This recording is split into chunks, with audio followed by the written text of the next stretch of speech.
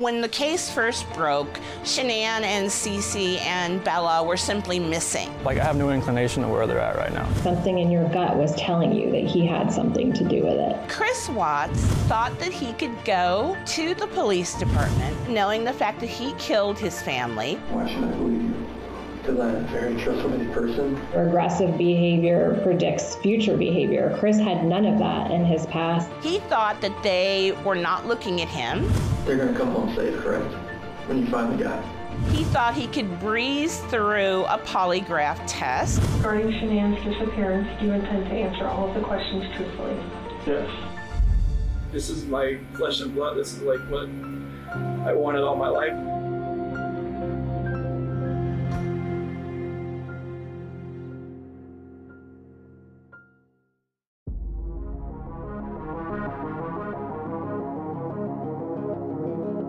The Frederick Police Department asked Chris Watts to come down to discuss a few matters with them about his wife and children and their disappearance. Chris returns on the 15th, without hesitation, agrees to take a lie detector test.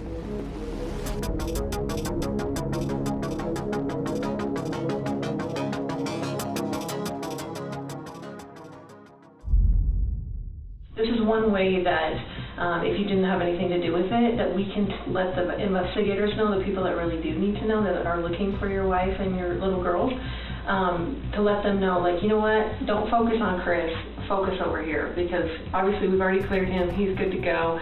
Now focus on the real person that did something to this, you know, to Shanann and little girls. So. He is instructed to intentionally lie about a series of unrelated questions to the case. Regarding what number you wrote on the piece of paper, did you write the number 1? No. Did you write the number 2? No. Did you write the number 3? No.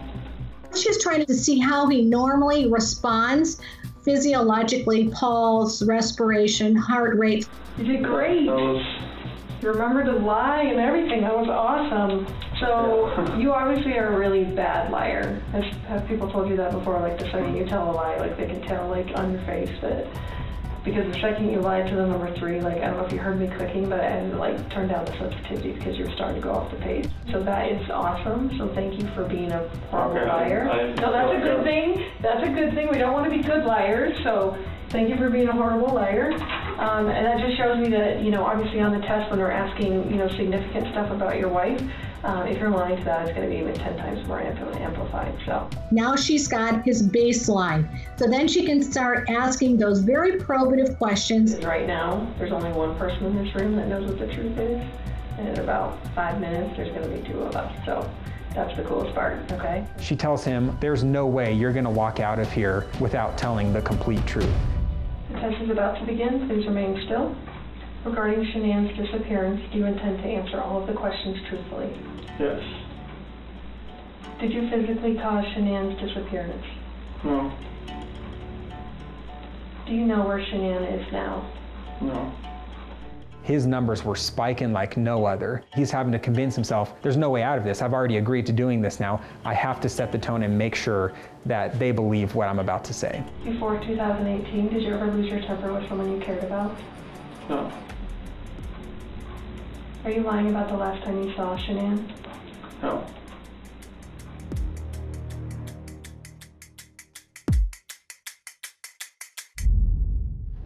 So it is completely clear that you were not honest during the testing, and I think you already know that. You did not pass the polygraph test. Okay. Okay. So now we need to talk about what actually happened. And I feel like you're probably ready to do that.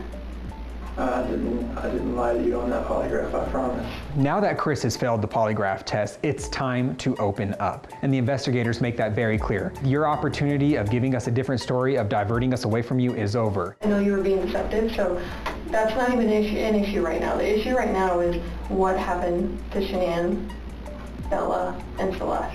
That's when the investigators start to play a little good cop, bad cop. We know a lot more than you think we do, okay? And here's where we're confused. You're this great guy. I'm not just telling you that, okay? I'm telling you that because everyone tells us that, okay? We can't find anyone to say anything bad about you. But you weren't here today lying about something else. So we need to talk about that, okay? Chris Watts does admit to something, but it's not what you would expect. I cheated on her. I know.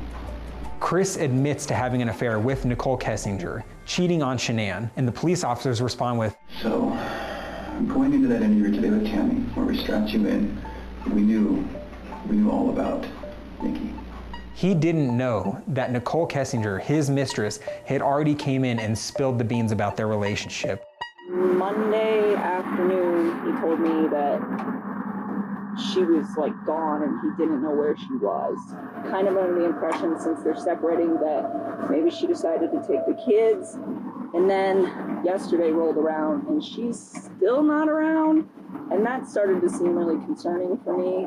At that point, I was like, you know what? I hope something did not happen to her and did not happen to her children. And that was when I decided that it's probably a good idea to just come talk to you guys. So then Chris is sitting there and realizes, these people know a little more than I realize. Chris, in the interview today, you weren't asked about infidelity.